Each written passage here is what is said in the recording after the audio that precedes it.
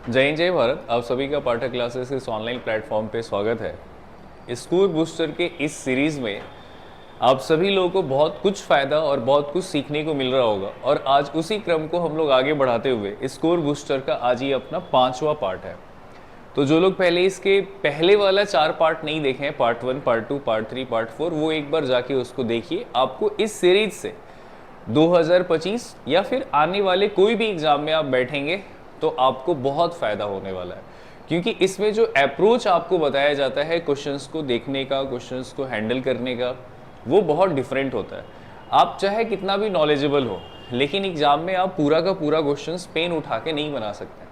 कुछ अगर सवाल 2 4 5 सवाल अगर आपका ऐसा हो जाए जो कि अगर बिना पेन छुए क्वेश्चंस को देखें और टिक कर दें तो आपके पेपर में आपको बहुत ज़्यादा मदद मिलेगा, और इस सीरीज में आपको मेनली वही सिखाया जा रहा है। तो आइए स्टार्ट करते हैं आज का कॉन्सेप्ट। और आज का जो अपना पार्ट है इस स्कोर बूस्टर का, ये 5वां पार्ट है। रोज हम लोग 5 और से 10 क्वेश्चन के बीच में सीखने का प्रयास करते हैं। तो आज उसी क्रम में हम लोग आगे बढ़ते हैं और मेंस 2022 का सवाल है। ये पहला सवाल देखिए, यहाँ पे बोला गया है आपके पास 7200 और फिर 7200 का यहाँ पे बोला है 17.1/2, यानी 17 दूनी 34 और 1 35, 17 दूनी 34 और 1 35/2%। ये परसेंट हटेगा तो यहाँ पे 100 आएगा। उसके बाद यहाँ पे आपका 4 12 और 1 13/4%, तो परसेंट हटेगा तो यहाँ 100 आएगा। उसके बाद यहाँ पे 33.1/3, 33.1/3 का मतलब होता है 100/3, ये परसेंट हटेगा तो यहाँ पे 100 आएगा। तो अब हम इसको सॉल्व करेंगे और सॉल्व करने के बाद हमको अपना आंसर मिलेगा। लेकिन आप देखिए इसमें एक अलग ही नंबर दिख रहा है दूर से, 13 आपको एक अलग ही नंबर दिख रहा है जो दूर से झांक रहा है और बोल रहा है कि हम ही को देखो और किसी को मत देखो, क्योंकि यहाँ पे 3 है, ये 3 कट जाएगा, इधर 2 है तो 2 भी कटेगा, इधर 4 है तो 4 भी कहीं ना कहीं कट जाएगा, ये 13 कहीं कटते हुए दिख नहीं रहा है। तो हम ये समझ गए कि जो भी उत्तर आना होगा वो 13 के मल्टीपल में ही आएगा। और 13 के मल्टीपल में सीधे सीधे दिखा 13 एकम 13 और 13 पचे 65, बात खत्म। और ये सवाल ना ही मेरा है और ना ही ऑप्शन मेरा होता है। ये खोजने के बाद, देखने के बाद जो क्वेश्चंस होता है वही आपको यहाँ पे करवाया जाता है।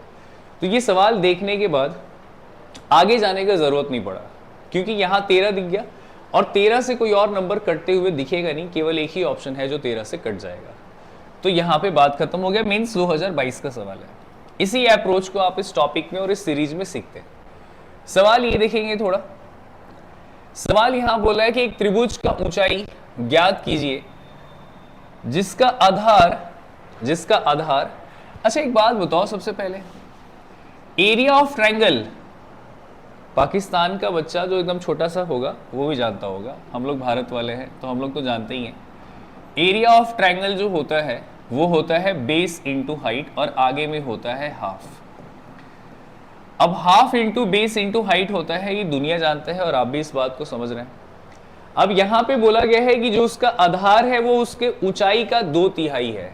तो जो उसका आधार है वो उसके ऊंचाई का, तो ऊंचाई को अगर हम x मान लें तो जो हमारा आधार है वो ऊंचाई का 2/3 है, तो यहां पे हो जाएगा 2x/3। और इधर में चल रहा है मेरे भाई 1/2 चल रहा है, ठीक है। तो यही बोला उसका जो आधार है, जो बेस है, वो ऊंचाई का 2/3 है और जिसका क्षेत्रफल ऑलरेडी दिया गया है 363। अब 363 पे मेरा नजर गया और हम 363 को लिखना चाहते हैं 3 गुना 121, और जैसे ही हम 121 देखें हम समझ गए कि यहाँ 11 आ रहा है, यानी इधर भी कुछ ना कुछ 11 रहा होगा और 11 से कटने वाला एक ही ऑप्शन था 33, बात खत्म। ये सवाल CHSL 2024 का था, जो कि अपने आप में बहुत डिफरेंट और बहुत छोटा सा सवाल था। आप चाहे तो यहाँ से सॉल्व करके x का वैल्यू निकाल लीजिए, तब भी बात खत्म हो जाएगा। लेकिन अगर आप चीज़ों को समझ पा रहे हैं तो एक बात यहाँ पे सीधे सीधे झलक रहा है कि यहाँ पे 3 गुना 121 है। अब 3 गुना 121 है और हमको दिखा 11 का स्क्वायर। अब 11 का स्क्वायर दिख रहा, उधर में 11 का मल्टीपल एक ही दिख रहा है 33। तो शायद हम ये समझ गए कि ये बात वहीं पे जाके फंसेगा।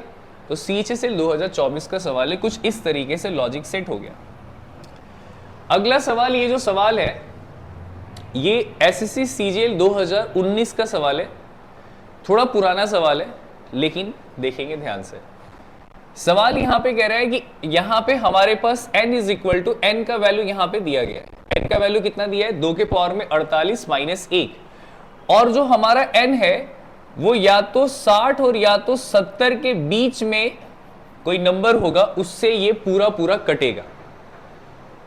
60 और 70 के बीच में कोई नंबर होगा, इससे पूरा पूरा कटेगा, ये सवाल कह रहा है।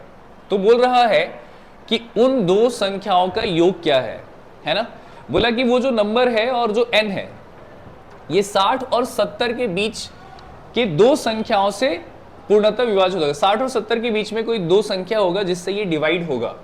अब बोला उन्हीं दोनों संख्याओं को जोड़ के बताइए।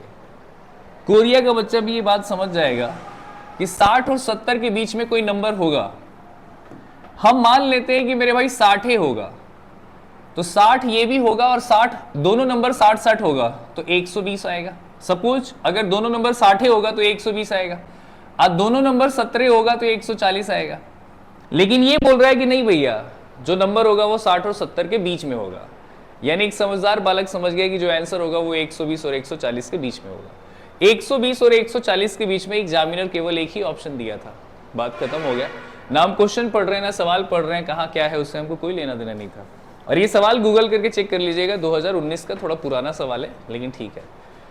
आपको अप्रोच समझना है धीरे धीरे। आपको आज ये 5वें पार्ट पे खड़े, पार्ट 1, पार्ट 2, पार्ट 3 और पार्ट 4, पार्ट 5 पे खड़े, और डेली हम आपको ऐसे क्वेश्चंस को आपके सामने लेकर आते हैं। तो बनाने का बिल्कुल ही डिफरेंट अप्रोच है। तो ध्यान से देखेंगे इस सवाल में क्या है। यहाँ पे बस यही है कि एक नंबर 60 है और एक नंबर 70 है, और बोला गया है कि जो हमारा दोनों नंबर है ना, जो है ना दोनों नंबर है वो इन्हीं के बीच में आएगा, 60 और 70 के बीच में। अब 60 और 70 के बीच में आएगा, हम मान लेते कि 60 ही होगा तब जोड़कर 120 आया होगा, और मान लेते 70 ही होगा तब तो जोड़कर 140 आएगा। लेकिन वो बोला उनके बीच में, तो आंसर भी उन्हीं के बीच में होगा, तो आंसर उन्हीं के बीच में 128 होगा। और कोई ऑप्शन है ही नहीं, 120 और 140 के बीच में और कोई ऑप्शन दिख ही नहीं रहा आपको।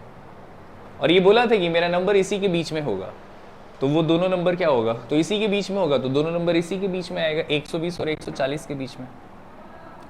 सवाल अगर आप देखें तो यहाँ पे गुना उना करना है, ऐसा लंबा चौड़ा हिसाब किताब है। हम बोल रहे हैं कि भैया एगो पॉइंट हटेगा, एगो जीरो इधर से निपटेगा, एगो पॉइंट हटेगा, एगो जीरो हटेगा, बस हो गया। अब यहाँ पे 2 गो संख्या के बाद पॉइंट है, यहाँ 3 गो संख्या के बाद पॉइंट है, तो कुल मिला के 5 गो संख्या के बाद पॉइंट होगा। कुल मिला के 5 गो संख्या के बाद पॉइंट होगा। कुल मिला के 5 गो संख्या के बाद पॉइंट होगा। कुल मिला के 5 गो संख्या के बाद पॉइंट होगा।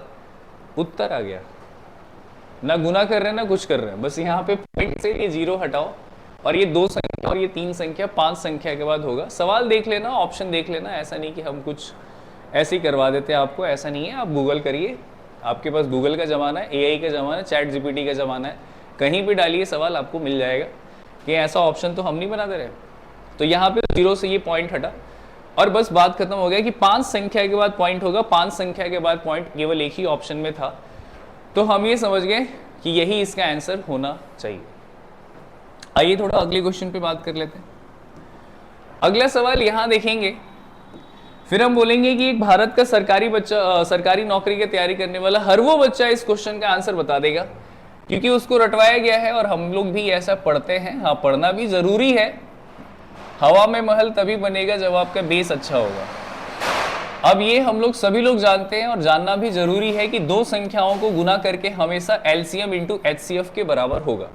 बोला LCM दे दिया और एक संख्या दे दिया 57 और बोला दूसरी संख्या बताइए। अब जो समझदार बच्चा है वो एक और बात जानता है कि जो हमारा नंबर होता है ना, वो हमेशा HCF का प्रोडक्ट होता है। जो भी हमारा नंबर आएगा वो हमेशा HCF से कटेगा। यहाँ HCF दिया था 19, यहाँ HCF दिया था 19 और 19 से कटने वाला एक ही नंबर दिया था, बिना बनाए बात खत्म। RPF SI 2024 का सवाल है, 19 दूनी 38। बाकी आप इसको बना के भी सॉल्व कर सकते हैं, लेकिन यहाँ पे बोला कि जो HCF है वो 19 है, तो एगो नंबर 57 है। हमेशा जो नंबर होता है वो HCF का ही मल्टीपल होता है। तो यहाँ 19 से कटने वाला ये भी है 19 या 57, और एगो और नंबर आएगा तो वो भी 19 दूनी 38 ही आएगा। तो बस बात खत्म। बाकी आप इस पे जाइए बना के, कोई दिक्कत नहीं है, आप सवाल बनाएंगे तब भी आंसर वही आएगा। लेकिन देखिए 19 ऑप्शन दिखा 38, बात खत्म। ठीक है, तो आज का ये वीडियो कैसा लगा एक बार ज़रूर बताएंगे कमेंट करके, और अगर अच्छा लगे तो लाइक शेयर सब्सक्राइब ज़रूर करें और इस चैनल को आगे बढ़ाइए